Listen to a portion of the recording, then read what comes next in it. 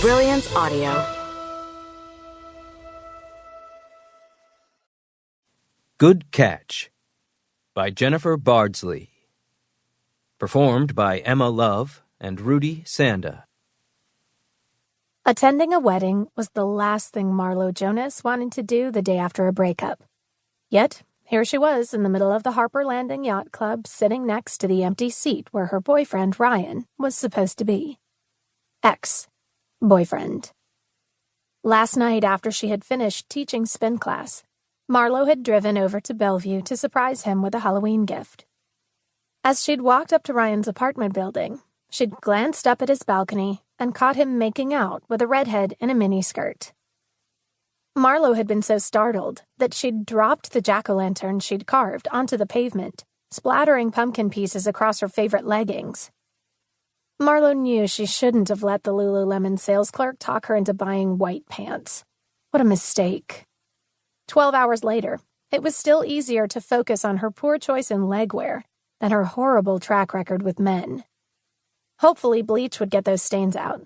Otherwise, the leggings were going into the trash, right next to the stack of bridal magazines she had been secretly hoarding. Now, Marlo wore a navy blue dress and a stretchy velvet fabric that the bride had chosen. Her long brown hair cascaded down her back, and the black ballet flats she wore were comfortable. The only bothersome part of her ensemble were the chandelier earrings, which were too heavy. Marlo wasn't a bridesmaid. Julia Harper was 5 years her senior and had so many friends from high school that her wedding party was stacked. Instead, Marlo was in charge of the guest book, where she still felt honored to help.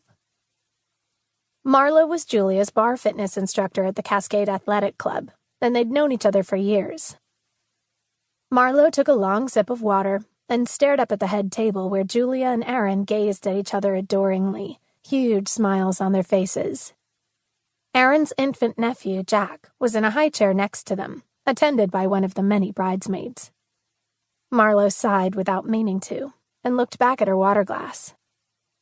"Don't slouch," said her father, Chuck Jonas, owner and manager of the Cascade Athletic Club. "You know how I feel about slouching." "Zip it," said Marlo's mother. Laura Jonas had long gray hair that she wore parted down the middle, its color complementing the purple cotton dress she wore. Crystals dangled from her earlobes and hung around her neck. Laura was a big believer in the healing power of crystals to overcome anything, even her dislike of the yacht club. "Marlo is 24 years old, and you don't get to boss her around anymore." "I am her boss." Chuck sat ramrod straight.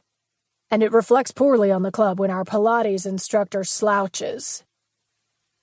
"Yes, but I'm also the spin instructor," said Marlo, pulling a lock of her chestnut hair behind her ear.